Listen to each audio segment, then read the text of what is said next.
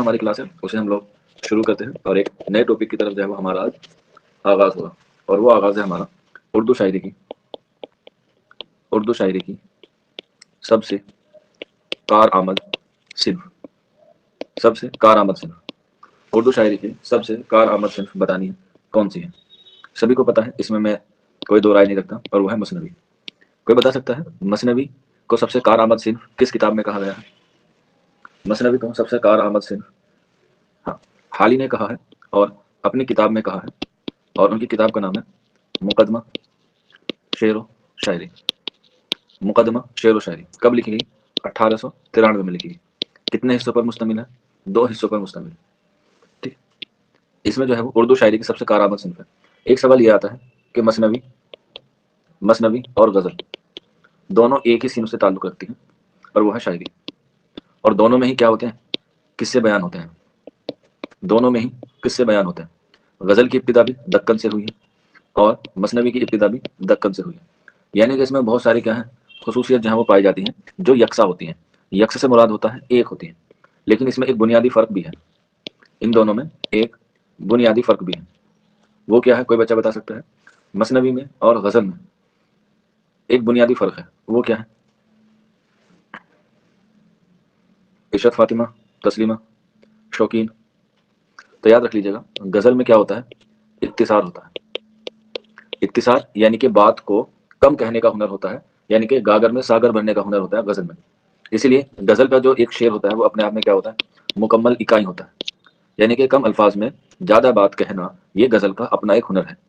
وہیں اگر ہم بات کریں مثنوی میں کوئی داستان ہوگی تو اس کو بڑی تفصیل سے بیان کیا جاتا ہے، یا کوئی قصہ ہوگا تو اسے بڑی تفصیل کے ساتھ جو ہے وہ کیا جاتا ہے۔ ٹھیک ہے، اور غزل کا کوئی موضوع نہیں ہوتا، جبکہ مثنوی کا اپنا کوئی موضوع ہوتا ہے۔ اگر میں بات کروں موضوع کے اعتبار سے مثنوی کی اقسام کتنی ہے؟ موضوع کے اعتبار سے مثنوی کی اقسام کتنی ہے؟ موضوع کے اعتبار سے مثنوی کی اقسام کتنی ہے؟ موضوع کے اعتبار سے مثنوی کی اقسام کتنی ہے؟ 2 شوقین، 2 نا، اس لیے تو تم چوک اینڈ ڈسٹر اکیڈمی پہ آئے ہو۔ 2 ہوتی تو سب کو پتا ہے، پھر آپ کو مجھ سے ضرورت کیا تھی جب آپ کو پہلے سے ہی پتا ہے۔ اگر کسی کو نہیں پتا ہوتا نا بیٹا تو n لکھ دیجیے گا۔ ہاں، اس میں کوئی شرمانے والی بات بالکل نہیں ہے کہ سر ہمیں نہیں پتا۔ مجھے ایٹ لیسٹ یہ تو پتا چل جائے گا کہ میرے بچڑے کے کتنے دانت ہیں، میرا بچڑا کہاں جا کے ڈوب سکتا ہے۔ حالانکہ بچڑا بھی ہے بچیا بھی ہے، دونوں ہی ہیں۔ پچھلے ہفتے ہمارے گھر میں گائے بھی آئی ہے، ایک بچیا دی ہے، بہت پیاری ہے۔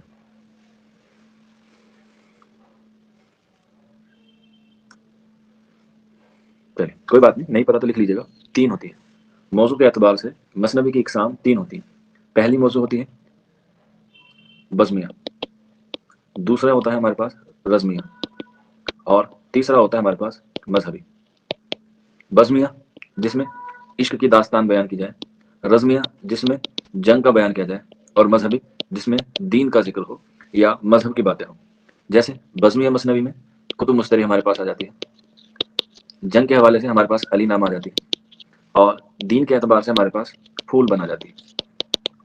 تو بزمیہ مثنوی یعنی کہ عشقیہ مثنوی جس میں کسی کے عشق کی داستان بیان کی گئی ہو، رزمیہ مثنوی جنگ کی ہے جس میں کسی کے جنگ کا واقعہ بیان کیا گیا ہو، اور مذہبی جو ہے وہ دین یا دھرم کے اعتبار سے ہو، اسے ہم پھول بن کہتے ہیں۔ تو یہ موضوع کے اعتبار سے ہماری 3 مثنوی ہیں۔ ٹھیک، اب اس کی جو ابتدا ہوتی ہے مثنوی کی، وہ کہاں سے ہوتی ہے؟ فارسی میں ہوتی ہے، یا فارس میں، یا ایران بھی لکھ سکتے ہیں۔ تو یہ فارسی کے زیر اثر کہاں پر آئی ہے؟ اردو میں آئی ہے، اور اردو میں بھی اس کا جو آغاز ہوا ہے وہ کہاں ہوا ہے؟ دکن میں ہوا ہے۔ اردو میں بھی کہاں ہوا ہے؟ دکن میں ہوا ہے، اور دکن میں کب ہوا ہے؟ 1347 میں۔ 1347 میں، اور 1347 سے کون سا دور شروع ہوتا ہے؟ بہمنی دور شروع ہوتا ہے۔ تو اردو میں مثنوی کا آغاز بہمنی دور سے شروع ہوتا ہے، اور بہمنی دور کا آغاز 1347 میں شروع ہوتا ہے۔ 1347 میں جو ہے وہ یہ شروع ہوتا ہے۔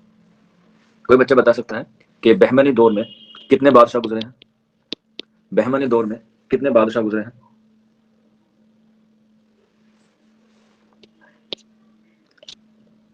نازیہ صدیقی نے صحیح جواب دیا ہے 18۔ ٹھیک ہے، کہیں کہیں آپ کو 18 ملتا ہے، کہیں کہیں آپ کو 14 بھی ملتا ہے، لیکن 18 پر جو ہے وہ زیادہ رائے ہے۔ ٹھیک ہے، اور ان 18 میں جو سب سے پہلا ہے وہ بھی ایگزام میں اکثر پوچھا جاتا ہے، اور وہ ہے امیر الدین अमीर अलाउद्दीन, सॉरी, अमीर अलाउद्दीन बहमन शाह। बहमन शाह ये क्या माना जाता है? बहमनी दौर का बानी माना जाता है या बहमनी दौर का संस्थापक माना जाता है, जिसकी शुरुआत होती है 1347 से। और 1347 से ही क्यों होती है? क्योंकि 1347 में बहमनी जो होता है या बहमन शाह जो होता है वो बगावत कर देता है। और बगावत किससे करता है? मोहम्मद बिन तुगलक से। मोहम्मद बिन तुगलक से। और क्यों करता है? क्योंकि 1327 के आसपास, 1327 या 1333 के आसपास जो है मोहम्मद बिन तुगलक अपनी राजधानी या अपनी दारुल हुकूमत को कहाँ ले जाता है? दौलताबाद ले आता है, दौलताबाद। और फिर वापस से इसे कहाँ ले जाता है? दिल्ली लेके चला जाता है। और दोबारा दिल्ली ले जाने के बाद ही जो बहमन शाह होता है, जो उसका सेनापति होता है, वो क्या होता है? इसके खिलाफ बगावत कर देता है और अपनी एक नई सल्तनत कायम करता है, जिसे हम लोग कहते हैं बहमनी दौर या बहमन दौर। यहाँ से जो है वो इसकी बात शुरू होती है। और ये बहमनी दौर कहाँ पर कायम होता है? ये होता है गुलबर्गा में। कहाँ पर? गुलबर्गा में। बहमनी दौर कहाँ होता है? गुलबर्गा में। बाद में ये भी तकसीम हो जाती है बहमनी, वो हम लोग जो है वो आगे आने वाली उसमें जो है वो बात करें। ठीक।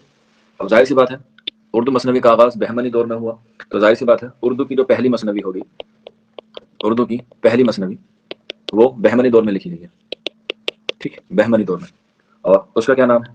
वो है कदम राव और पदम राव। कदम राव पदम राव। कब लिखी गई? 1445 से 35 से लेकर 1421 के दरमियान। सदी पूछ ले तो बता दीजिएगा 15वीं सदी। ठीक। मुसन्निफ पूछे तो बता दीजिएगा फखरुद्दीन निजामी। फखरुद्दीन निजामी। फखरुद्दीन निजामी जो है वो इसके क्या है? पहले मुसन्निफ हैं। और इसको ही उर्दू की पहली मसनवी कहा जाता है। उर्दू की पहली मसनवी कहा जाता है, जो कहाँ लिखी गई? बहमनी दौर में। ठीक। इसके अलावा आपसे पूछ लिया जाता है कि पहली इश्किया मसनवी कौन सी है? पहली इश्किया मसनवी कौन सी है? तब आंसर क्या होगा? उर्दू में पहली इश्किया मसनवी कौन सी है?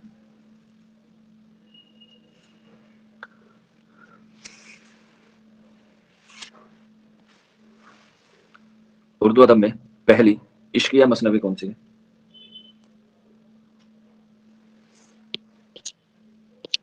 हाँ ठीक है, सही आंसर है वो है कुतुब मुस्तरी। वेरी गुड, शाबाश। यहीं पर जो है वो आपसे पूछ लिया जाए गोलकुंडा की, गोलकुंडा की पहली तबाजाद मसनवी कौन सी है? गोलकुंडा की पहली तबाजाद मसनवी कौन सी है? गोलकुंडा की बतानी है। गोलकुंडा की पहली तबाजाद मसनवी कौन सी है? हाँ ध्यान रखना, तब भी आंसर क्या हो जाएगा आपका? सेम हो जाएगा, कुतुब मुस्तरी। और कुतुब मुस्तरी कब लिखी गई? हिजरी बतानी है कुतुब मुस्तरी की। कुतुब मुस्तरी कब लिखी गई? हिजरी बतानी है।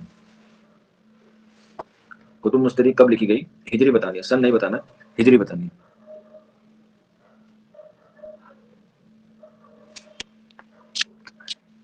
बिल्कुल। कितने लिखी गई है? 1018 हिजरी। वेरी गुड, शाबाश। याद रख लेना, हिजरी अक्सर पूछा जाता है। और ईयर पूछे तो 1609 बता दीजिए। गोलकुंडा की कुतुब मुस्तरी है, तबाजात पहली इश्क मसनवी भी कुतुब मुस्तरी है। और उर्दू की पहली मसनवी पूछा जाए तब आंसर हो जाएगा कुतुब मुस्तरी, वो सॉरी मसनवी कदम राव पदम राव। वहीं आपसे पूछ लिया जाए शुमाली हिंद की पहली मसनवी, शुमाली हिंद की पहली मसनवी, शुमाली यानी कि उत्तर की तरफ जब हम बात करते हैं, नॉर्थ की तरफ बात करते हैं, तब आंसर दूसरा हो जाएगा। तब मसनवी कुतुब मुस्तरी नहीं आएगा, तब आ जाएगा हमारे पास बिकट कहानी। क्या हो जाएगा? बिकट कहानी, जो किसमें लिखी गई है? 12 मासा में लिखी गई है, जिसके मुसन्निफ है अफजल, जिसके मुसन्निफ है अफजल। ठीक, मोहम्मद अफजल, इनके मुसन्निफ है मोहम्मद अफजल। तो ये भी जो है वो एग्जाम के हवाले से जो है वो पूछी जाती है। ठीक है, ये हुई इसके आगाज के बाद वो अलग अलग दौर में जो है वो अलग अलग हो जाते हैं। जैसे अगर हम अभी पढ़ रहे हैं बहमनी दौर, तो बहमनी दौर में मैंने आपको बताया 18 बादशाह गुजरे हैं या 14 गुजरे हैं, जिसमें से सबसे पहला था हमारे पास अमीर अलाउद्दीन, अमीर अलाउद्दीन बहमन शाह। ठीक, ये पहला है। लेकिन अगर पूछा जाए इसका सबसे अहम बादशाह कौन है, सबसे अहम बादशाह उर्दू के लिहाज से या वैसे भी बता सकते हैं तारीख के हिसाब से, ठीक है, बहमनी का सबसे अहम बादशाह कौन है? हाँ बेटा, दोनों अलग है, अफजल झंझानवी अलग है, अफजल पानीपती अलग है। बताइए सबसे अहम बादशाह कौन है? यूसुफ आदिल शाह। अरे आदिल शाह तो कहाँ आ गया सबा, आदिल शाह तो आदिल शाही में आएगा। मैं तो बहमनी दौर में बात कर रहा हूँ। हसन गंगू, हसन गंगू तो विजयनगर साम्राज्य का है। यहाँ पे उसका क्या काम? यहाँ पर उसका क्या काम? ये बताइए।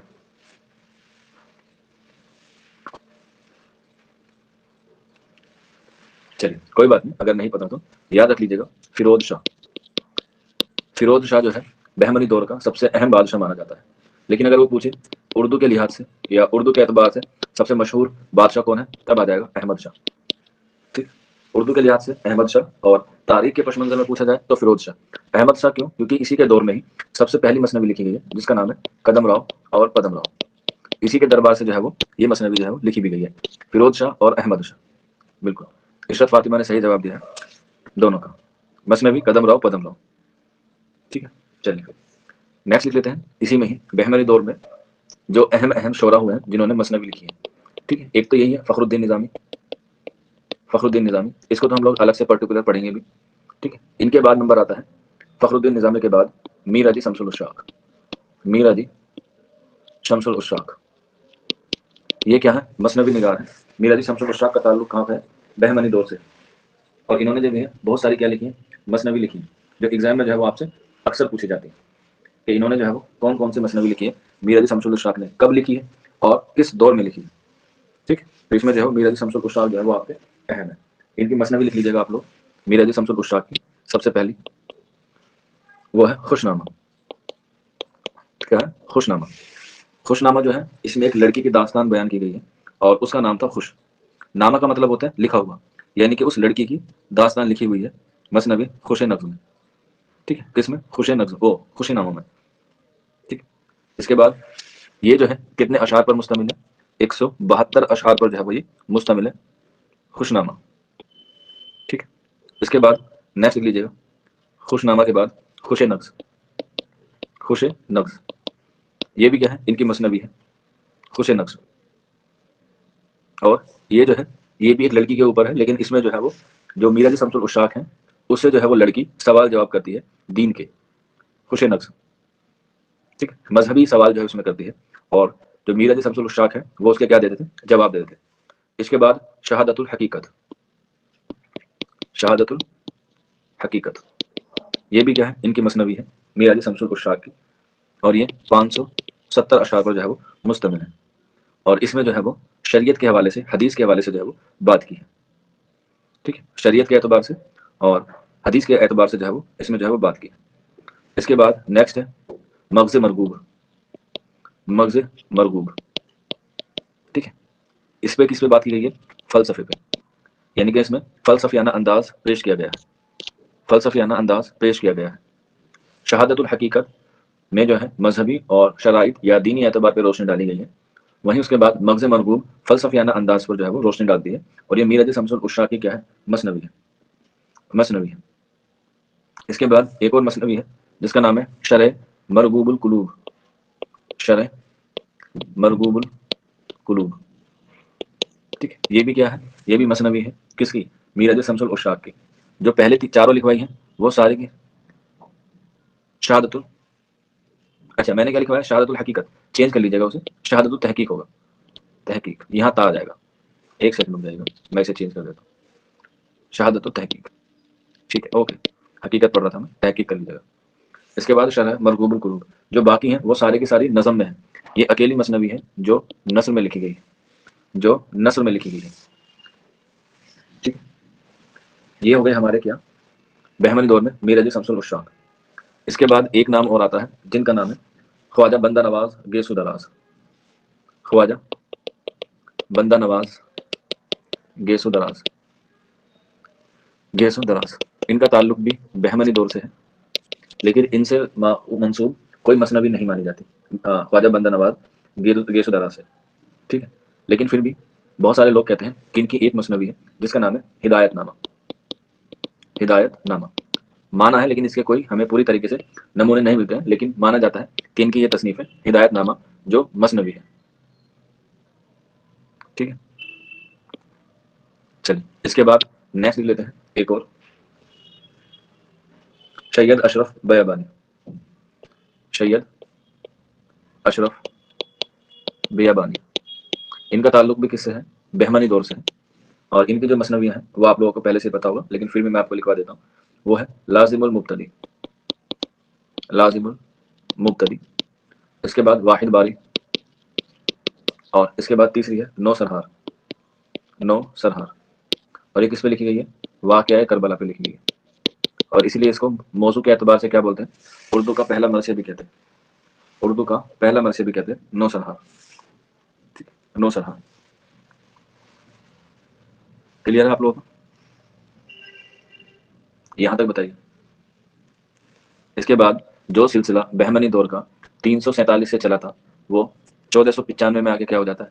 ختم ہو جاتا ہے، یعنی کہ ٹوٹ جاتا ہے، اور جب یہاں سے ٹوٹتا ہے تو وہ کتنے ادوار میں تقسیم ہو جاتا ہے؟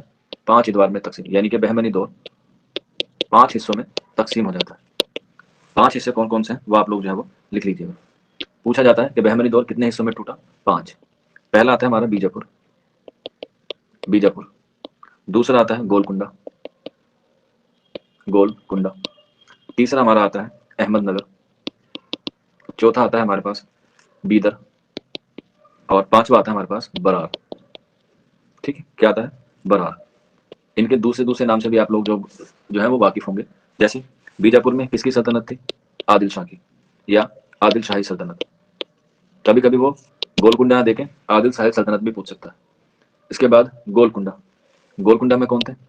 قطب شاہی سلطنت۔ احمد نگر میں کون تھے؟ نظام، جنہیں ہم نظام شاہی بولتے ہیں، نظام شاہی سلطنت۔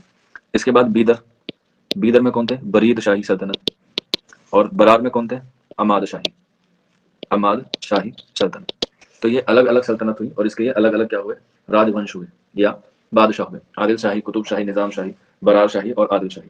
اگر ہم یہ تاریخ کے حوالے سے پڑھیں تو سارے کے سارے کیا ہیں؟ اہم ہیں، لیکن جب ہم لوگ اردو کے اعتبار سے پڑھیں تب جو ہے وہ کیا ہے؟ یہ الگ الگ ہے اور امپورٹنٹ بھی ہے، الگ الگ بھی ہے اور امپورٹنٹ بھی ہے۔ جس میں اگر ہم اردو کے حوالے سے بات کریں تو صرف اوپر کے جو 2 ہیں یہی ہمارے لیے اہم ہے، بیجاپور اور گولکنڈا، باقی کے نہیں، بیجاپور اور گولکنڈا۔ ہسٹری میں ایک سوال پوچھا جاتا ہے کہ بیجاپور، گولکنڈا، احمد نگر، بیدر اور برار، ان 5 کو کس نے جیتا؟ مغلیہ سلطنت میں ان 5 کو کس نے جیتا؟ جیسے بہمنی سے تو محمد بن تغلق ٹوٹا یا محمد بن تغلق نے توڑا، ان سب کو کس نے جوڑا؟ ان سب کو کس نے جوڑا؟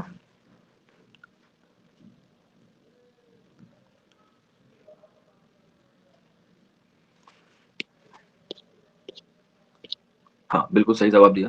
4 نمبر پہ کیا لکھا ہے بیٹا؟ بیدر لکھا ہے، با یا دال اور را، بیدر، اور اس کے جو حکومت تھی وہ برید تھی۔ ٹھیک ہے، تو کوئی بتا سکتا ہے بیجاپور میں کتنے بادشاہ گزرے ہیں؟ جیسے ہم نے بہمنی میں پڑھے 18 یا 14، بیجاپور میں کتنے بادشاہ ہیں؟ بیجاپور میں کتنے بادشاہ ہیں؟ ہاں بالکل، سبا نے صحیح بتایا ہے 8، جس میں اس کا جو بانی ہے وہ ہے یوسف عادل شاہ، یوسف عادل شاہ۔ یہ کیا ہے؟ اس کا سب سے پہلا بادشاہ ہے، یا اس کا حکومت کو شروع کرنے والا یوسف عادل شاہ۔ اس کے بعد اس کا آخری بادشاہ یعنی کہ لاسٹ کون سا ہے؟ بیجاپور کا۔ میں نے آپ کو پڑھایا نہیں ہے، لیکن ایک بار میں آپ کو قطب شاہی اور عادل شاہی دونوں کا تاریخی پس منظر میں جو ہے وہ میں آپ کو پڑھاؤں گا کہ کون کون سا شاعر کب سے کب تک رہا، بادشاہ کس کو کیا کہا گیا، وہ ساری چیزیں۔ بالکل، سبا نے صحیح آنسر دیا ہے، آنسر ہو جائے گا سکندر عادل شاہ۔ کیا ہو جائے گا لاسٹ؟ سکندر عادل شاہ۔ یہ پہلا ہوا اور یہ 8واں ہوا۔ اب پوچھا جائے سب سے اہم کون سا ہوا؟ سب سے اہم بادشاہ کون ہے؟ سب سے اہم بادشاہ کون ہے؟ سب سے اہم بادشاہ کون ہے بیجاپور کا؟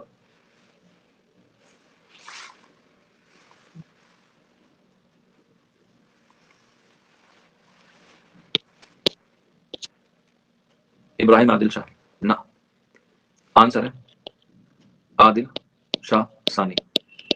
سب سے اہم شاعر یا بادشاہ ہوا عادل شاہ ثانی، عادل شاہ ثانی۔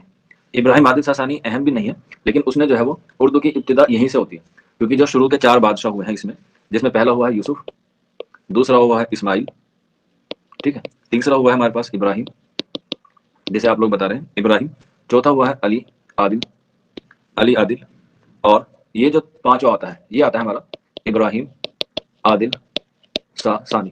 یہ جو ثانی کا مطلب ہوتا ہے یہ ہوتا ہے سیکنڈ، یہ ہوتا ہے سیکنڈ۔ تو یہ جو شروع کے 4 ہیں انہوں نے اردو کے حوالے سے کچھ نہیں کیا ہے، انہوں نے صرف اپنی کیا کی ہے؟ تاریخ کو، اپنے اتہاس کو، اپنے سامراجیہ کو بچایا ہے۔ اردو کی شروعات یہاں سے ہوتی ہے ابراہیم عادل شاہ ثانی سے، اسی لیے اسے ہم لوگ کیا کہتے ہیں؟ جگت گرو کہتے ہیں۔ کیا کہتے ہیں؟ جگت گرو کہتے ہیں۔ اور اسی کا بیٹا ہوا ہے ہمارے پاس جس کا نام ہے عادل شاہ، محمد عادل شاہ، ٹھیک ہے. اور پھر اس کا بیٹا ہوا ہے علی عادل شاہ ثانی. اور اس کے بعد نیکسٹ آتا ہے سکندر علی شاہ یا سکندر عادل شاہ. تو یہ ٹوٹل ہوئے 8. تو شروع کے جو 4 ہیں انہوں نے اردو ادب کے حوالے سے کچھ نہیں کیا. شروعات ہوتی ہے یہاں سے، ابراہیم عادل شاہ ثانی سے.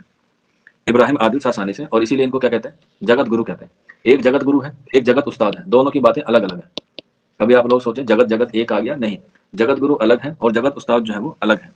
تو بتائیے جگت استاد کس کو کہتے ہیں؟ جگت استاد کسے کہتے ہیں؟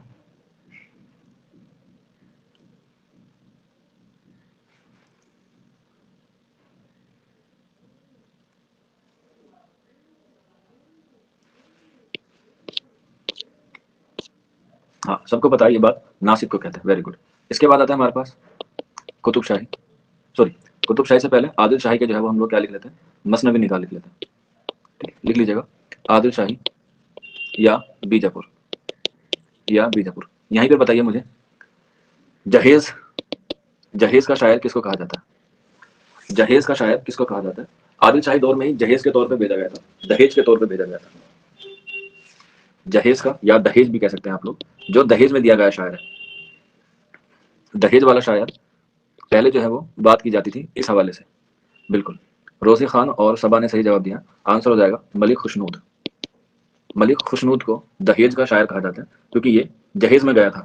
قلی قطب شاہ نے اپنی بیٹی کی شادی بیجاپور میں کی تھی، تو اس کی پڑھائی لکھائی کے لیے ملک خوشنود کو جو ہے وہ بھیجا گیا تھا. اور کہا جاتا ہے کہ اس نے وہاں جا کر جو ہے وہ بہت کمال کی کیا لکھی؟ مثنوی بھی لکھی. کون کون سی لکھی وہ میں آپ کو ابھی آنے والی کلاس میں بتاؤں گا. پہلے عادل شاہی کی ہم لوگ کیا لکھ لیتے ہیں؟ مثنوی نگار یا شاعر لکھ لیتے ہیں، جس میں سب سے پہلا نام آتا ہے برہان الدین جانو کا. برہان الدین جانو یہ کس کے بیٹے ہیں؟ یاد رکھ لینا، یہ میر علی شمس العشاق کے بیٹے ہیں. یہ میر علی شمس العشاق کے بیٹے ہیں، اور انہوں نے جو ہے وہ عادل شاہی دور میں کیا لکھی ہیں؟ مثنوی لکھی ہیں. عادل شاہی دور میں مثنوی لکھی ہیں. کون کون سی لکھی ہیں؟ وہ ساری چیزیں جو میں آج آپ کو لکھواؤں گا، آپ لوگ جو ہے وہ لکھ لیجیے. جیسے وصیت الحادی، ان کی بہت اہم تصنیف ہے. وصیت الحادی، وصیت الحادی. اس کے بعد نیکسٹ لکھ لیجیے گا حجت البقا. حجت البقا یہ بھی کیا ہے؟ ان کی مثنوی ہے، برہان الدین جانو کی. اس کے بعد نیکسٹ لکھ لیجیے گا ارشاد نامہ. ارشاد نامہ، ارشاد نامہ. اس کے بعد نیکسٹ لکھ لیجیے گا منفعت الایمان. میم نون واو سوری میم نون فا عین اور تا. منفعت الایمان، منفعت الایمان یہ بھی برہان الدین جانم کی کیا ہے؟ مثنوی ہے. بہت چھوٹی سی مثنوی ہے، زیادہ بڑی نہیں ہے، 120 اثار ہیں اس میں بس. اس کے بعد نسیم الکلام. نسیم الکلام یہ بھی ان کی مثنوی ہے. اس کے بعد بشارت الذکر. بشارت الذکر یہ بھی کیا ہے؟ ان کی مثنوی ہے، بشارت الذکر. ٹھیک، یہ کچھ مثنوی ہیں برہان الدین جانم کی جو آپ کو یاد رکھنی ہے. اور یہ کس کے تعلق سے ہے؟ عادل شاہی دور میں یا بیجاپور دور میں. اس کے بعد ہے عبدل کی ایک مثنوی ہے جس کا نام ہے ابراہیم نامہ. کیا نام ہے؟ ابراہیم نامہ. ابراہیم نامہ عبدل کی ہے یہ. ٹھیک ہے، ابراہیم نامہ. اس کے بعد نیکسٹ لکھ لیجیے گا حسن شوقی. حسن شوقی یہ بھی کہاں سے تعلق رکھتا ہے؟ عادل شاہی سلطنت سے رکھتا ہے، اور اس کی مثنوی ہے فتح نامہ. فتح نامہ. اس کے بعد نیکسٹ لکھ لیجیے گا فتح نامہ کے بعد میزبانی نامہ. میزبانی نامہ یہ دونوں کس کی مثنوی ہے؟ حسن شوقی کی. فتح نامہ اور میزبانی نامہ. اس کے بعد نیکسٹ لکھ لیجیے گا کمال خان رستمی کی. کمال خان رستمی. کمال خان رستمی اسٹار بنا کے لکھ لیجیے گا خاور نامہ یا خاور نامہ. یہ اردو کی سب سے طویل مثنوی ہے، سب سے طویل یعنی کہ سب سے لمبی مثنوی ہے، طویل. اس میں 24,000 اشعار ہیں. اس میں 24,000 اشعار ہیں اور 222 عنوان ہیں. 222 کیا ہیں؟ عنوان ہیں. سب سے طویل مثنوی خاور نامہ ہے، کمال خان رستمی کی. اس کے بعد نیکسٹ لکھ لیجیے گا اور کہا جاتا ہے کہ عادل شاہی دور کی سب سے اہم مثنوی کس نے لکھی ہے؟ محمد نصرتی نے لکھی ہے. سب سے اہم اور سب سے مشہور مثنوی عادل شاہی دور کی محمد نصرتی نے لکھی ہے، اور کتنی لکھی ہیں؟ 3، اور تینوں کی تینوں اہم ہیں۔ پہلی ہے گلشن عشق، گلشن عشق۔ اس کے بعد نیکسٹ لکھ لیجیے گا گلشن عشق کے بعد دوسرے مثنوی علی نامہ، علی نامہ۔ اس کے بعد تیسری لکھ لیجیے گا تاریخ اسکندری، تاریخ اسکندری۔ یہ تینوں مثنوی ہیں محمد نصرتی کی، محمد نصرتی کی، ٹھیک ہے۔ اس کے بعد نیکسٹ لکھ لیجیے گا ملک خوشنود، ملک خوشنود، جیسے یوسف زلیخا، یوسف زلیخا، یوسف زلیخا۔ اس کے بعد بازار حسن، اور اس کے بعد تیسری لکھ لیجیے گا جنت شنگار، جنت شنگار۔ یہ جنت شنگار جو ہے وہ بہت اہم ہے، کیونکہ یہ کیا ہے؟ یہ ترجمہ ہے کس کا؟ امیر خسرو کی مثنوی کا۔ امیر خسرو کی ایک مثنوی ہے جس کا نام ہے ہست بہشت، ہست بہشت، ٹھیک ہے۔ اور یہ کب لکھی گئی تھی؟ یہ انعام میں لکھی گئی تھی قطب شاہی دور سے جو لڑکی بیاہ کے گئی تھی عادل شاہی میں، تو جب اس کے ویلکم میں، اس کے سواگت میں ایک دربار کا آیوجن کیا گیا، ایک دربار لگایا گیا، تو وہاں پر بتایا گیا کہ سب مہارانی کے لیے اپنی اپنی ایک خوبصورت تصنیف لکھ کر لے کر آئیں گے، تو سب جو ہے وہ اپنے اعلیٰ سے اعلیٰ لکھ کے لے کر گئے، تب آزاد لکھ کے گئے، لیکن ملک خوشنود کو سمجھ میں نہیں آیا کہ وہ کیا لکھ کے لے کر جائے، تو پھر وہ جنت شنگار کا ترجمہ کر کے لکھ گیا، جو کس کا تھا؟ ہست بہشت کا تھا، اس کا تھا ہست بہشت کا تھا۔ اور یاد رکھیں نا یوسف زلیخا صرف ملک خوشنود کی نہیں ہے، بلکہ 3 لوگوں نے اور لکھی ہے، یعنی کہ 2 لوگوں نے، ملک خوشنود کو ملا کے 3 ہے۔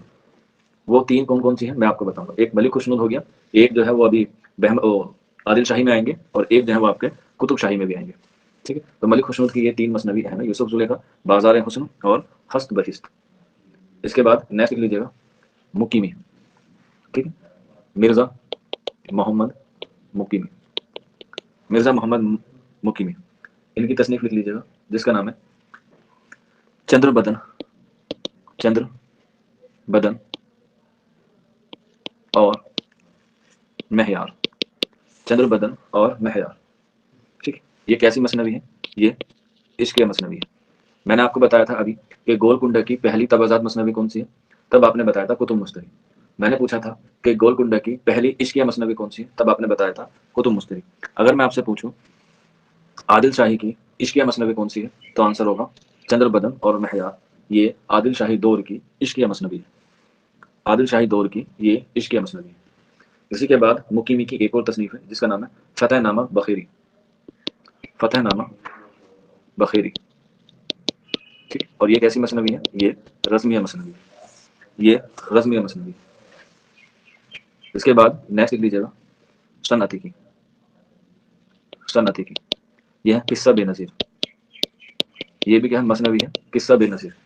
آج کی کلاس میں سے یاد رکھ لینا، آپ کو ایگزام میں 2 سوال ضرور ملنے والے ہیں۔ تو سنتی کی کون سی مثنوی ہوگی؟ قصہ بے نظیر کی۔ اور آج کی کلاس کا لاسٹ کوشچن لکھ لیجیے گا سید میرا ہاشمی، سید میرا ہاشمی کی لاسٹ مثنوی ہے آج کی کلاس کی، کون سی ہے؟ معراج نامہ، معراج نامہ اور یوسف زلیخا، یوسف زلیخا۔ تو یوسف زلیخا ملک خوشنود کی بھی ہے، اور یوسف زلیخا یہاں سید میرا ہاشمی کی بھی ہے، سید میرا ہاشمی کی ہے، ٹھیک ہے۔ یہ آپ کی بہمنی دور اور عادل شاہی دور کی مثنوی بادشاہ اور مثنوی نگار ہوئی، ٹھیک ہے۔ یہاں تک بتائیے کسی کا کوئی ڈاؤٹ ہو، کوئی کویری ہو، یا کوئی بات ایسی جو سمجھ میں نہ آئی ہو؟